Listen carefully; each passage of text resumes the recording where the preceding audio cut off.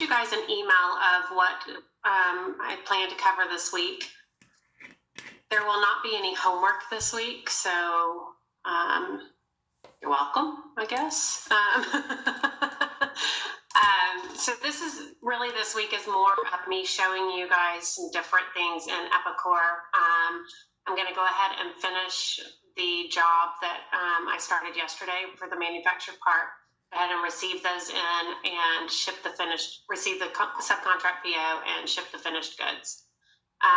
Then I went ahead and created a quote based on the email that I sent you guys, and kind of walk you through what I did with that and why, and then show you guys how to add the releases to the sales order and what that does with the PO suggestions and when that runs. And then we will look at how to create a part through just part maintenance, and how to create a project to tie that part to if you have to generate a manual PO. So that's what we plan on covering for the next 2 days. So I guess we will go ahead and get started with the job that I had started yesterday. So share my screen.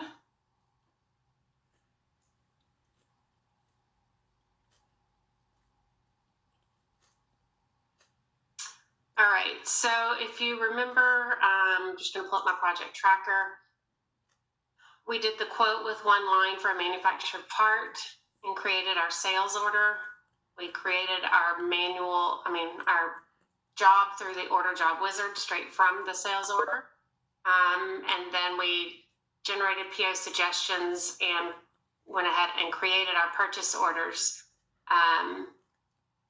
And they're linked directly to my project because this job is a make direct job for the sales order.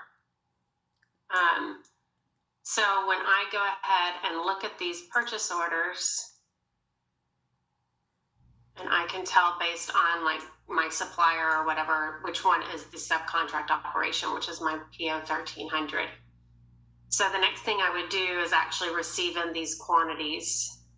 So I'm going to go into material management, shipping and receiving, general ops, and receipt entry. And of course I just said 1300, and that's the only number I can remember right now. Hold on. Okay.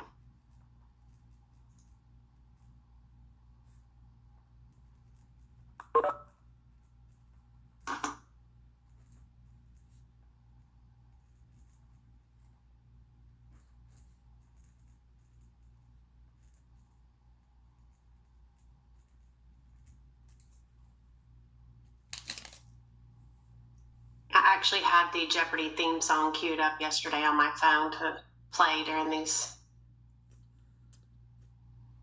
delayed times, but then I thought you guys are going to watch these recordings again and you probably don't need to hear Jeopardy theme song. Although it might be better than my voice, so.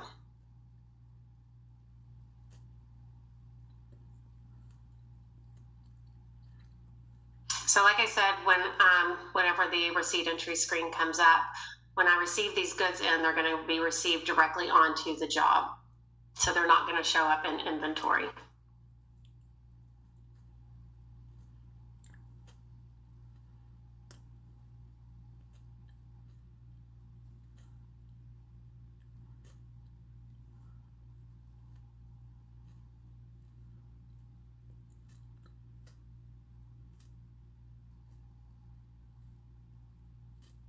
Okay, so I'm going to put in my PO number. Since you guys are all pros at this, I'm probably going to kind of speed through this a little bit. Well, as fast as the system will let me.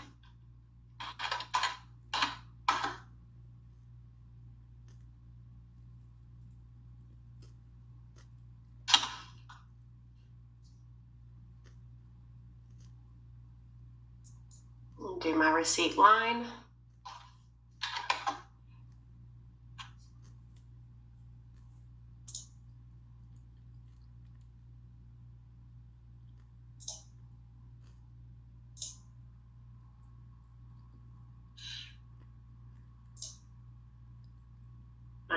bin. I'm going to create a lot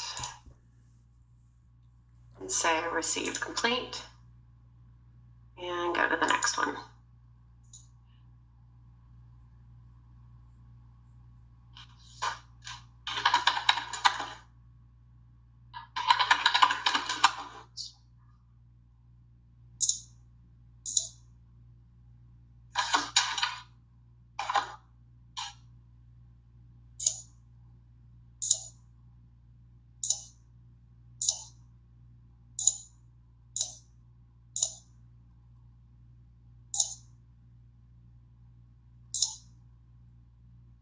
I'm actually going to go back here because I didn't hit save.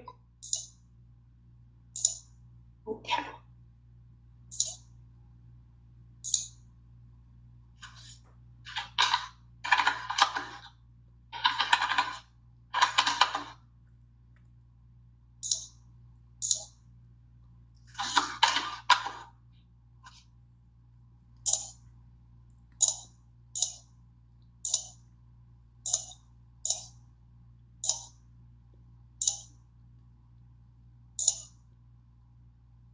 So now if I go and look at my project tracker and refresh, I've received all of my material POs.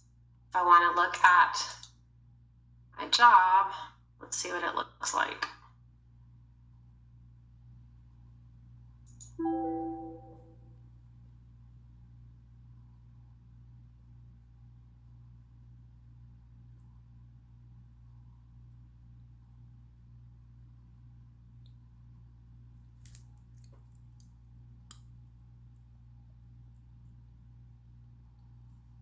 I can start music for you.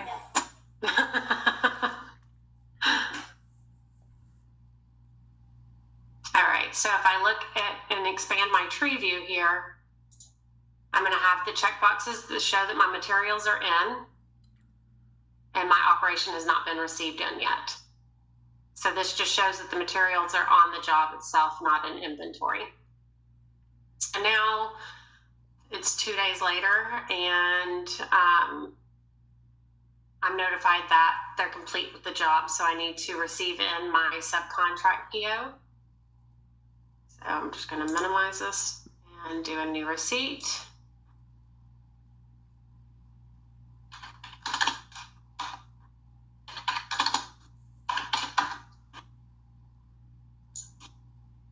New receipt line.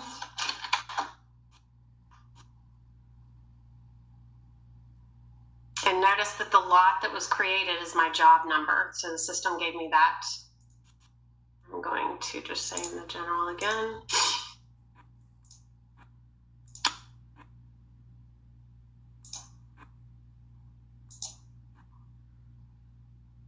So again, if I go back and look at my job and refresh, now I have a check with my operation. So everything is complete and I could go ahead and do the customer shipment.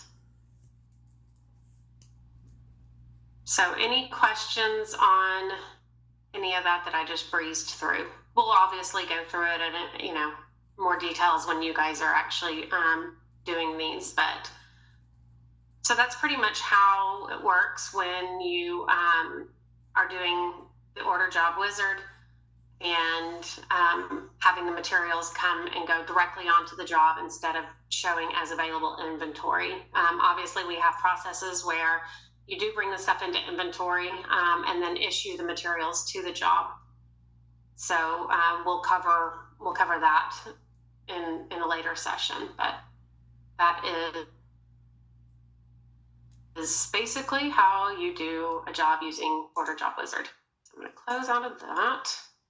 So I'll bring up my quote that I did this morning and explain what I did here. So basically what I had said in the email was my customer contacted me and said they wanted a quote on a quarter project for this hardware box. And the total quantity is 100,000 of them, and they're going to take them in 20,000 releases of 20,000. So when I did the quote, I did, if I go to the line, you'll see that I did it for the full 100,000. when I went to my cost tab, my cost here is the cost based on the run quantity that my supplier has provided for me. So because I'm going to do these in 20,000, quantity of 20,000 on the releases, that's the quote that I got from my supplier. The price for 20,000 is the 65 cents. So I didn't do the whole 100,000 because obviously that'd be a lot, less expensive cost-wise for my supplier, but I don't want to run all 100,000 at one time. So it's still, a profitable piece of business based on that. So when I look at the profitability, it's actually what will be the quoted profit and markup based on the quantities that I'm shipping and invoicing my customer and the quantity that I'm getting invoiced from my supplier for. So I think somebody had a question about that as far as the quantities that your supplier, is actually providing you and how you're going to run that business. So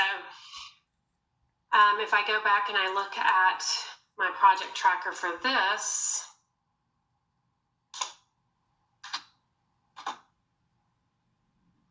so here I have my sales order and my quote, and that's all I've done so far. If I was to open up my sales order from here, which actually I might, no, I don't. Okay, so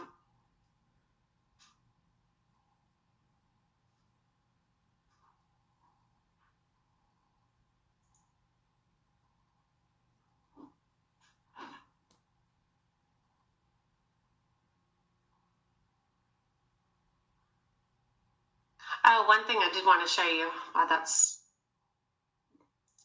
doing, well, okay, hold on. Yesterday, I think, Jessa, you had said something about being able to search on something when you're looking at your suggestions besides just the part number. So what I did is over here in the supplier part number, I put a little description. So we'll see, I know that the supplier part number comes over on the PO suggestions. So that'll give me an insight as to what to look for when I'm looking at my suggestions. All right. So we'll see if that works for us. I mean, it should work for us, but you never know. It's Wednesday.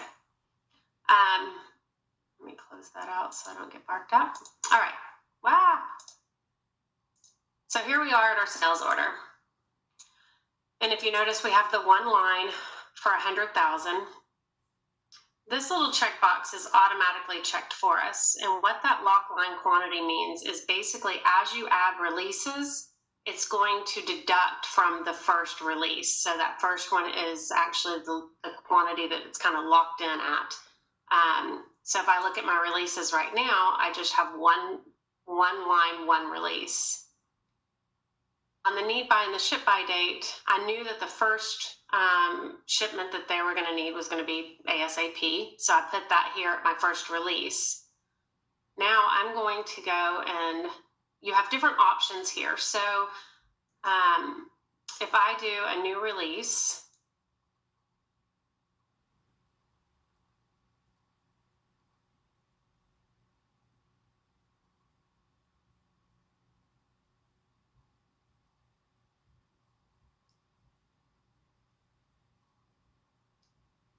I can put in my quantity here, 20,000, and I'm going to leave my need by and ship by date here on this one. So I'm going to save.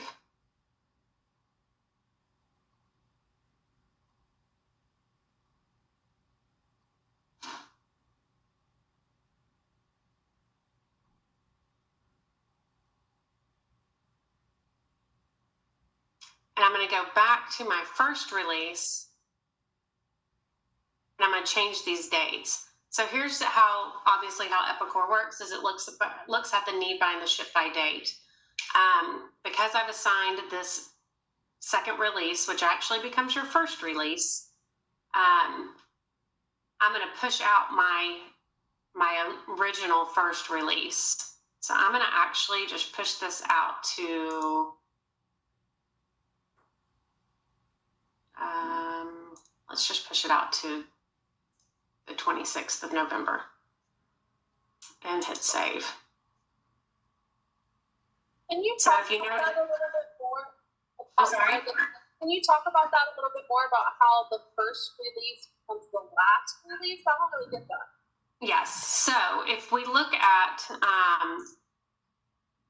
our list quantity or our list view here. So remember, originally my first release was for 100,000. Now I did a new release for 20,000. So it deducts that 20,000 from my first release. So it's kind of like in today's world with the back order. You get your back order 1 and it'll show, okay, original quantity was this, but now your balance is this. That's basically, in essence, what this is doing is it's deducting your shipment, your first shipment from the original order quantity. So as I do another one, do another release, I put 20,000. And I change my need by ship by date to the 24th. I need it on the 28th and save that. Now I'm at 60,000.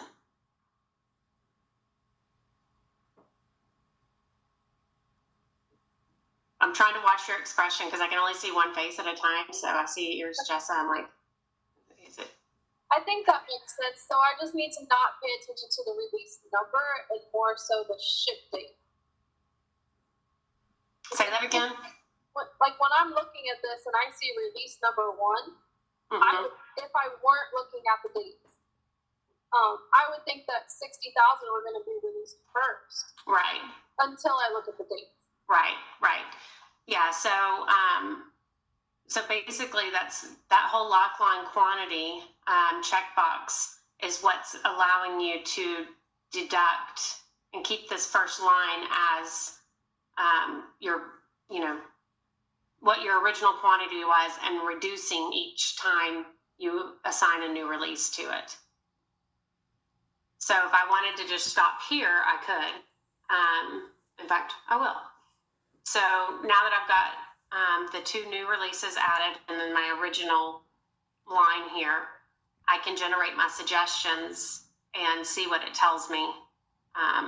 And these, obviously you can always change these. So if the customer says, oh, you know what, I don't need this on the 28th, we're actually going to push that out a little bit. You can go back and you can change it to, whatever they instruct you to change it to. So, and again, to me, it's sometimes easier to look at it in this list view so you can see everything in one screen instead of, if you go to the detail and you're, toggling back and forth. To me, it's easier if you just look at the list view to see your dates. All right, so I'm going to go ahead and generate PO suggestions, and it's going to basically advise me when I need to buy something.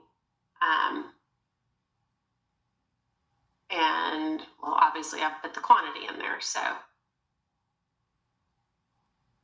where am I going?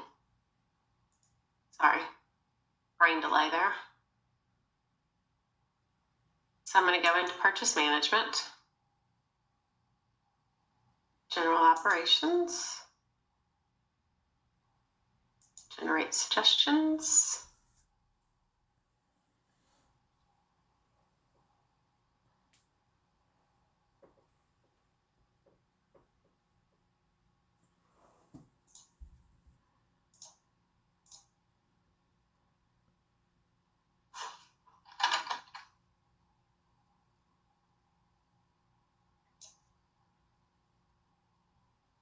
And process.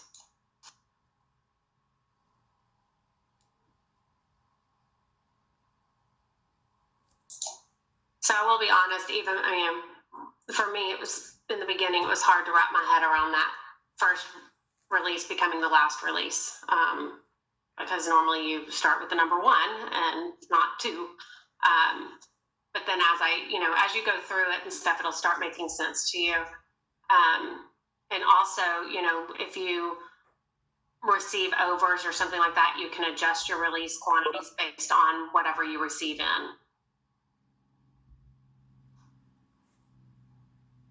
That makes sense. Awesome.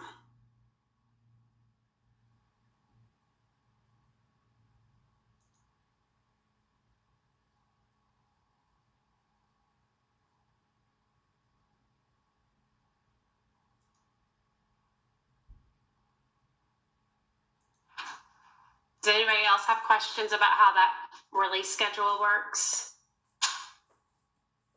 And like I said, it's complete. You can make any changes you need to on the quantity or the dates or whatever, and that top line will reflect whatever quantity changes that you make in any of the releases that you've already assigned to the sales order. And by the time the system monitor opens, I'm sure my PO suggestions will have been done. Are there any reports that we'll be able to print for our customer to show releases that have been done?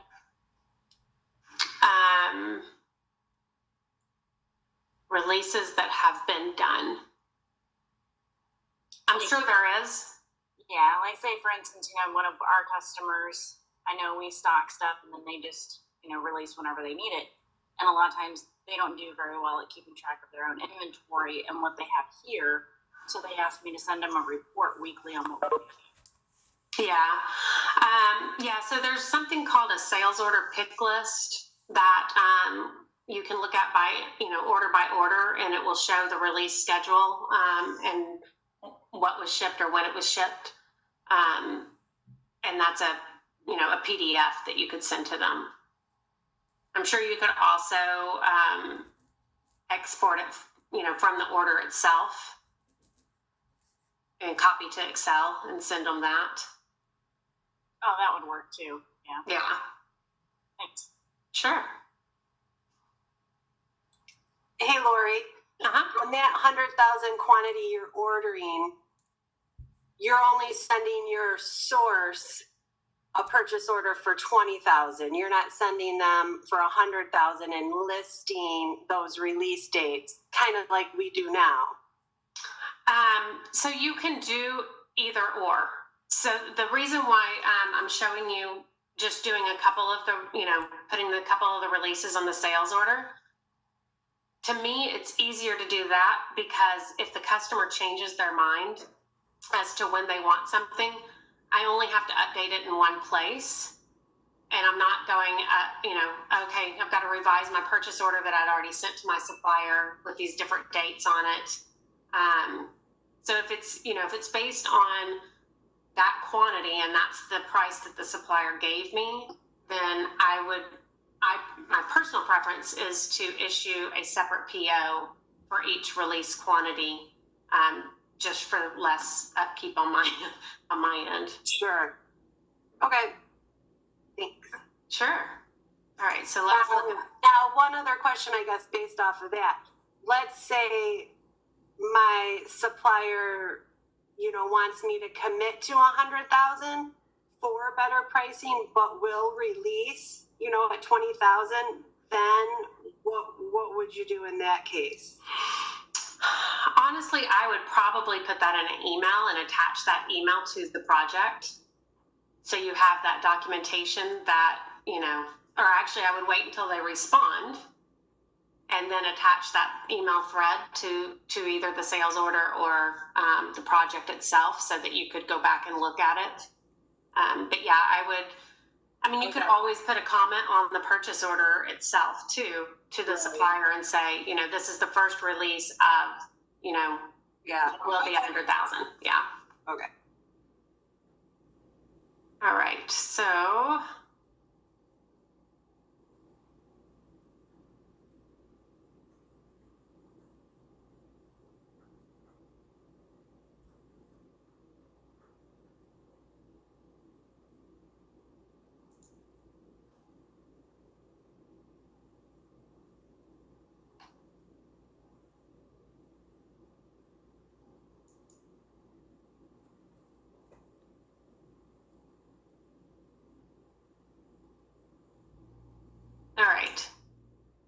So here's my part number, this 10305. I'm just going to do select all right now so we can look at this.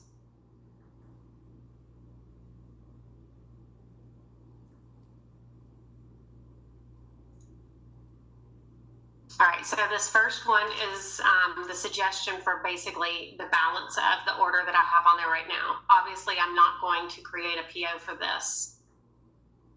If I look at the next one, I need to order it by 9/16 for a delivery date of 9/28.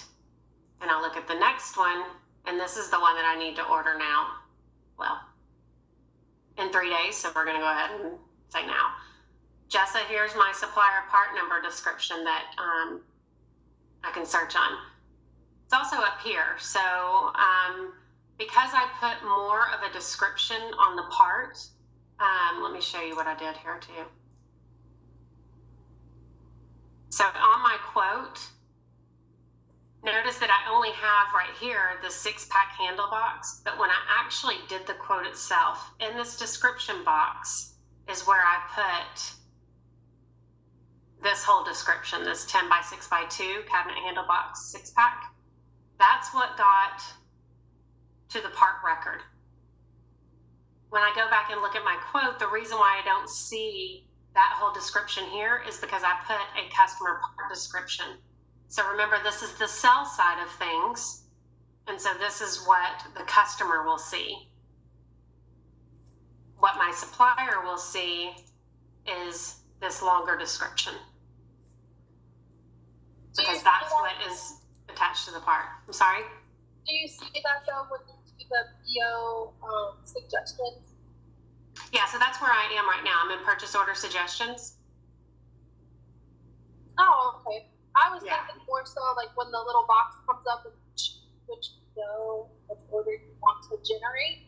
Oh, and the searching part of it. Yes, the search area. Okay. You know, really and truly what I would suggest whenever you guys are searching for your purchase orders and you pull up your buyer ID, I would select all of them because it's not, obviously it's not going to be any harm done and you don't have to act on all of them. So you can select all of them, which obviously right now there's not a whole lot in here, but, and then you can look and see based on the description here, what it is that you're actually needing to buy. Okay, that makes sense. Okay, Thank you. you're welcome. So I'm gonna go ahead and I'm gonna click buy here, in my ship via, my FOB. And now I'm gonna go to actions, generate purchase orders. Just for me. And so now I still have these suggestions here for the 60,000 and then that next release of 20,000 that I don't need to act on at this time, but they'll remain there until I do act on them. So if I was to go back to the sales order and add another release, the next time I generate suggestions, I will have 3 suggestions in here for this part. This one here will be now at 40,000 and I'll have 2 additional 20,000 ones that I need to keep my eye on. So I'm going to close that. Hey, Lori, I've got a question. Sure. So if, let's say the supplier won't send us 20,000 at a time and we still have to do the 100,000, but our customer is going to release it from our warehouse, do we still have to create a release schedule from the sales order? So if that's the case, then I wouldn't create a release schedule until you've generated PO suggestions and created your purchase order for the full 100,000. So once you do that and you receive them in, the system will know you have that inventory, and as you schedule releases, it's not going to generate a suggestion because that demand has been met. Does that make sense? Yes. And then so I have some customers that don't give me an actual schedule. They'll just be like, I need 20,000 this week. Would I go and do a release first and then ship the product? Mm-hmm. Okay. Yep. So basically, you have to go into the sales order and assign a release to be able to, to ship whatever portion that is. One thing is because it could be shipping, if I could look at my detail line, I could be shipping this to a different address. So it allows you some flexibility as to where the goods are going, for one. But yeah, so you always have to create the release on the sales order to be able to ship that for the customer. Awesome, thank you. You're welcome. All right, so now if I want to find that purchase order that I just created,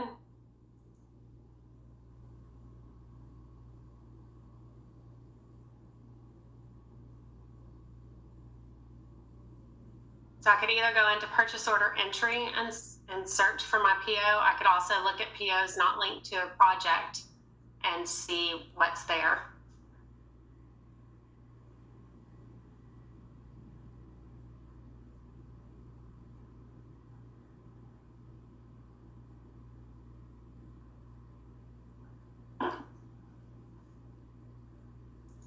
All right, so I'm going to search for my PO.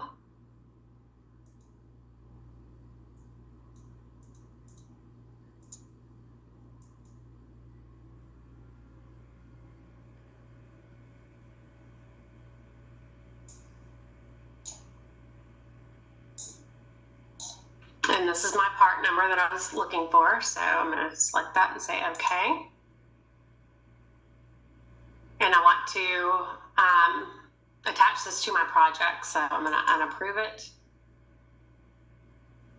Again, I put it right here just because I like to see it right when I open up my PO. But I am also going to put it on my release.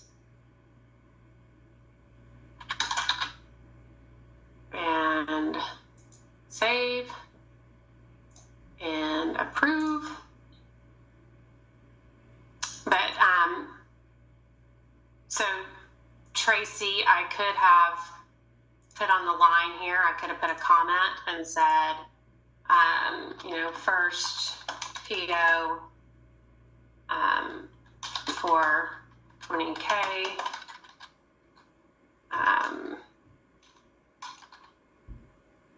We'll be ordering additional 80K